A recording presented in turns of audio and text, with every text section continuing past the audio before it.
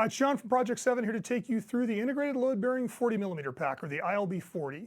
This pack was developed with the Los Angeles County Sheriff's Department Special Enforcement Bureau to help them to carry the maximum amount of 40mm rounds in as small a pack as possible. The bag is set up with 3 separate pockets. The top, designed to carry your impact rounds, is 5 rounds. The bottom outside pocket carries 10 rounds. And the inside pocket carries a total of 33 rounds separated into 6 sections. You'll notice off to the side, all of the sections are marked with Velcro. This allows you to label or color code rounds to prevent round confusion. Like all Project 7 backpacks, the ILB-40 has removable shoulder straps with a magnetic chest strap.